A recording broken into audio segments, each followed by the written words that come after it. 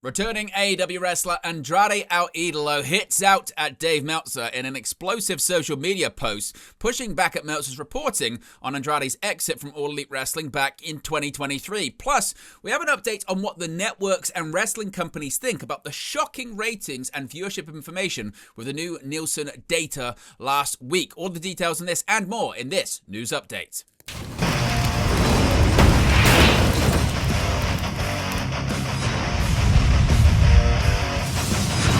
Hey guys, welcome back to Wrestling News 365. Hope everyone is doing very well. As always, there are plenty of news stories to get into in the world of professional wrestling. Let's begin with Andrade hitting back at Dave Meltzer for reporting that Meltzer did regarding Andrade's exit from AEW back in 2023.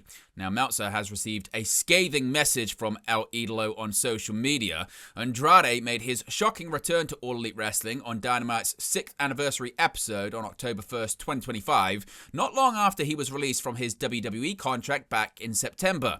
The former United States champion attacked Kenny Omega on his return and officially joined the Don Callis family. Soon after, he defeated DMT Azul for the Crash Heavyweight Championship at the Crash Lucha Libre.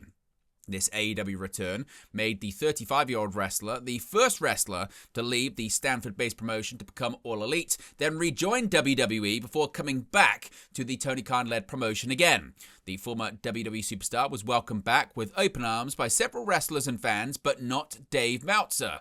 In the latest Wrestling Observer radio show, he noted that All Elite Wrestling had enough talent and didn't need to add Andrade. Meltzer noted that the former NXT champion had disciplinary issues in both promotions and that the wrestlers thought of Khan of secondary to WWE. Following this, the current AEW star didn't take long to address the matter. Following these reports, Andrade took to X where he criticized Meltzer's statements and also claimed that the journalist didn't have any proof for what he said. The former WWE star clarified that after his initial AEW contract ended, he had personally approached Tony Khan to thank him for the opportunity. El Idolo even claimed that Meltzer was destroying the wrestling business. Andrade said, quote, "At Dave Meltzer, you talk too much shit without proof. And sir, I'll only tell you one thing. When my contract with AEW ended, I personally went man-to-man to thank Mr. Tony Khan for the opportunity to be in AEW. And that's all I'll tell you. If I wanted to talk more, I would show you that you're wrong about many things, but you keep killing the business." Now, it remains to be seen what's next for Andrade in AEW with his new alliance with the Don Callis family. But what are your thoughts on what he had to say there about Meltzer? Let me know your thoughts in the comment section below. Now, last week, a major story was regarding the viewership and ratings for a lot of pro wrestling shows being shockingly lower than what was usually expected. Now, this is certainly really interesting stuff because Nielsen has made big changes that have affected pro wrestling. Post Wrestling have a really interesting look at how a lot of the changes are happening as they move from panel only to big data plus panel. Now, you should go and check it out because this is a story that really requires a lot more detail than what we're going to be going into today.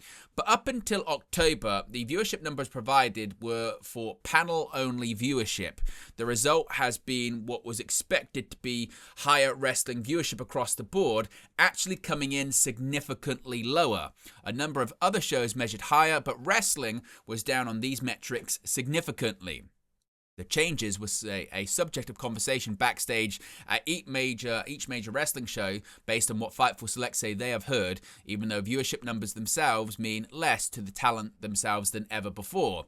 Now, Fightful asked around the industry about the changes. It was pretty well confirmed that it is being monitored heavily across WWE, AEW, and other companies, though those are the only ones that really need to worry about it for the time being. There was one source in AEW, according to Fightful, who said that Tony Khan is well aware of the changes, how they work, and is adept at what they mean specifically. With AEW numbers, max streaming is not reported for Collision and Dynamite, and the actual viewership emerging from those is kept very quiet. Fightful say they reached out to a source at Warner Bros. Discovery who provided the following insight, saying, quote, "Too small of a sample size still. This past week was affected by MLB postseason than anything else. Both Dynamite and NXT were down quite a bit versus last week as they were head-to-head with game 2s and 3s of the wildcard round.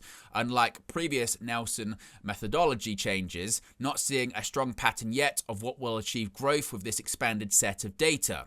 Have seen some sports and events go up versus what previous panel data showed, and others go down versus what previous panel data showed. Baseball has particularly benefited in a big way thus far, and NFL/college football to a lesser extent from an overall growth standpoint. The one notable thing is that this new methodology adds an extra day of delay to get numbers from Nielsen and essentially killed WWE's previous approach of trying to use Fast Nationals data to try and bash competition.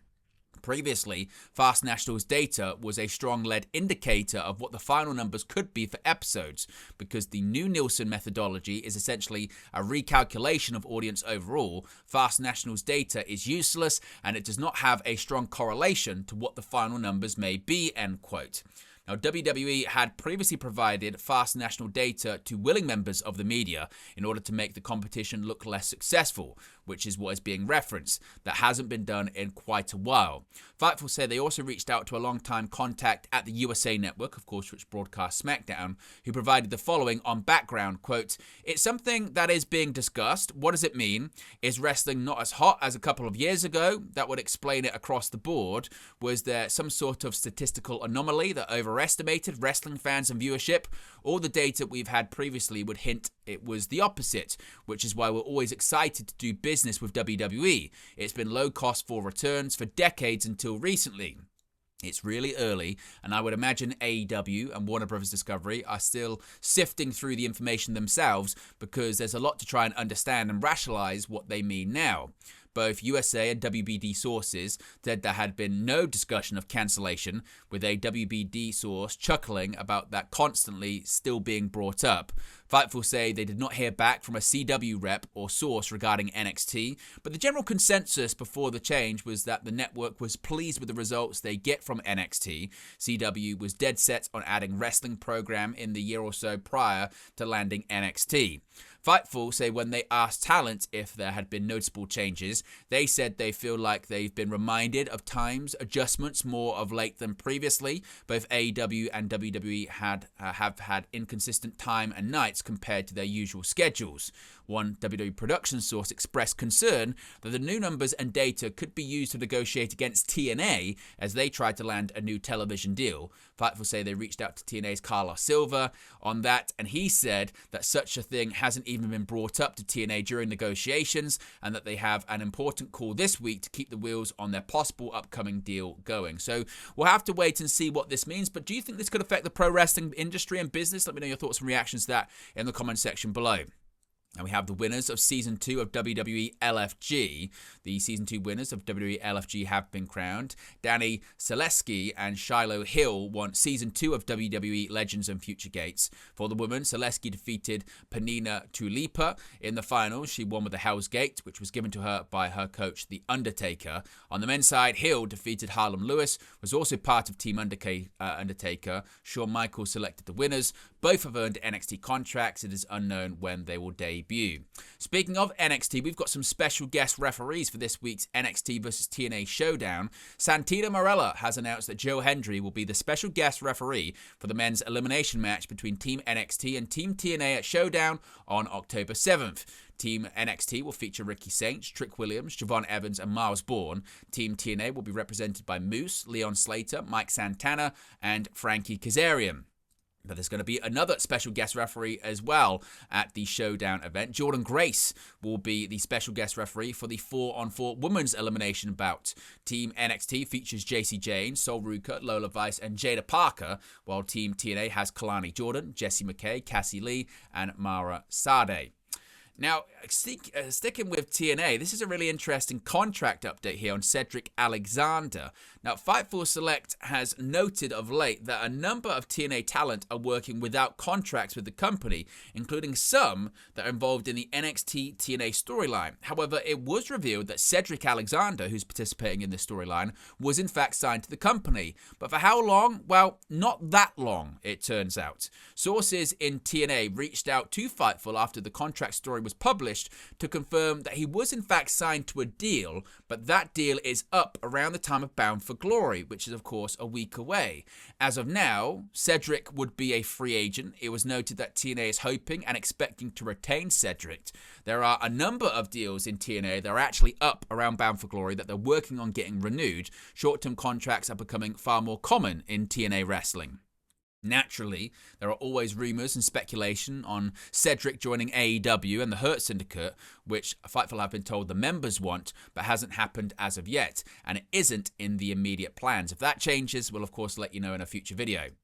Now, some returns to MLW. The longer time presses on, the more the belief is that Killer Kross, formerly Karrion Kross, is still secretly signed with WWE or is installed to make a shock return, and it feels like it's becoming less and less likely that is the case. Not only did he team with AEW wrestler Darby Allin at a Defy show over the weekend as part of Steve Borden's first ever match, the Son of Sting, but he's also been announced for a return to MLW. During the weekend's Slaughterhouse event, MLW aired a hype package which revealed the return of Killer Kross. He'll be making his comeback at next month's event on November 20th in Charleston, South Carolina, and what will be a collaboration with Don Gat Tequila, which will be entitled Lucha de los Muertos. The video package used the music video that Kross uploaded after his WWE release and ended up with the words Killer Kross fights in MLW, suggesting he will be wrestling on November 20th. Now, he's not the only former WWE superstar to return to MLW, as Priscilla Kelly, formerly known as Gigi Dolan in WWE, made her return to Major League Wrestling at MLW Slaughterhouse. Kelly interrupted Shotzi Blackheart's Graveyard Shift show, saying that MLW rolled out the red carpet for Shotzi and gave her everything she wanted. Kelly said she is returning to MLW to burn everything down and the blood will be on Shotzi's hands. Now, Kelly previously competed in MLW in 2018 and then again in 2019 as the Spider Lady. Both of her matches in MLW ended in a disqualification. Now, Tony Khan has revealed a bit of an injury update on AEW World Tag Team Champion Bandito. Tony Khan says Bandito will fight through the pain against Konosuke Takeshita and Kazuchika Okada of the Don Callis family. On October 3rd, Bandito returned to CMLL for a Ring of Honor World Title defense against Hechicero. His shoulder would pop out and back into place during the match with a member of the Don Callis family. Now he's prepared to enter battle against two more members of the family when he teams with Brody King to face Konosuke Takeshita and Kazuchika Okada on AEW Dynamite Title Tuesday. On social media, Brody King would say that his friend would have to tape up his shoulder and get back to work because they have things to do. Tony Khan, the AEW General Manager, CEO and Chairman, responded by telling King that he spoke to Bandito early in the day on October 4th and they wanted to compete on the upcoming show on October 7th. The upcoming match will be a Double Jeopardy Eliminator match. This means if either member of Brodito scores a pinfall, that individual will earn the chance to challenge Okada for the AEW Unified title. However, if Takeshita and Okada win, they will get a shot at the AEW World Tag Team Championships. Now, Mercedes Moné could be set to add more championship gold to her collection because she's coming to Denmark. Body Slam Wrestling announced that Mercedes Moné will compete at their event on October 10th in the Greve Municipality, Denmark. Now, Mercedes currently holds 9 physical championship titles: the AEW TBS Championship, CMLL World Women's Championship, Rev Pro Undisputed British Women's Championship, Queen of Southside Championship merged with the Rev Pro title, Discovery Wrestling Scottish Women's Championship, EWA Women's Championship, which is in Austria, PTW Women's Championship in Poland, Bestia Women's Championship in Italy, and the 2025 Owen Hart Foundation Championship. Mercedes Moné will go after her 10th title on October 19th when she faces Jody Threat for the WPW Women's Championship. Now, several matches have been confirmed for AEW Dynamite Title Tuesday, a special date and start time this week. Following the October 4th episode of AEW Collision, several matches and segments have been confirmed for AEW Dynamite on October 7th, the special Title Tuesday episode in Jacksonville, Florida. For starters, AEW World Champion Hangman Adam Page and Samoa Joe will come face-to-face ahead of their world title fights at AEW Wrestle Dream.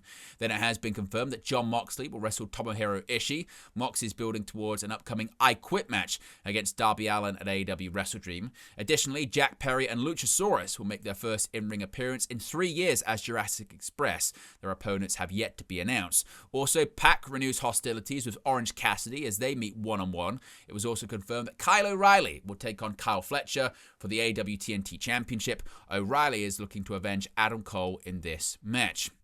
Several matches have also been confirmed for AEW Collision Homecoming, taking place this coming Saturday. Following the October 4th episode of Collision, several matches and segments have been confirmed for AEW Collision Homecoming on October 11th. Kota Ibushi is in action in Daly's place against Josh Alexander. Also, Eddie Kingston takes on the Beast Mortos. Tay J, that being Anna J, and Ty Conti will be in action as well. Their opponents have not yet been named. The Acclaimed, but don't call them that, Max Caster and Anthony Bowens will be in action against Big Bill and Brian Keith. Megan Bayne will team with FTR against Mike Bailey, Kevin Knight, and Willow Nightingale. Running out the announcements, the Triangle of Madness will take on Harley Cameron, Timeless Tony Storm, and AEW Women's World Champion Chris Statlander. And finally, speaking of the AEW Women's World Championship, a former champion has re-signed with All Elite Wrestling. Due to visa issues, former AEW Women's World Champion Hikaru Shida has not factored into AEW programming for quite some time, last appearing on AEW programming in November of 2024. During her stay back in Japan, Shida has continued competing in the ring. All the while, Kenny Omega has been looking after her cats in the US. Shida has cleared some things up when speaking on a live stream, explaining she's been involved in a stage play recently about a retiring wrestler. This prompted some fans to ask whether or not she was retiring in real life, though Shida shot that down quickly, even revealing she'd agreed a new deal with AEW. Quote, "Actually, after the show, many fans asked me, like, are you retiring or it's just a play? Of course it's just a play. I'm not retiring. I just renewed my visa and contract, so I'm not retiring. But fans asked me, so that means my acting was too good." Shida has been a staple of AEW programming from the start, reigning 3 times as AEW Women's World Champion, and to date holding the record for the longest reigning World Champion in AEW's entire history. But there you go, guys. The latest pro wrestling news for you. Be sure to smash a like on the like button. Be sure to subscribe, bottom right-hand corner. As always, let me know your thoughts in the comment section below, and I'll speak to you again very, very soon.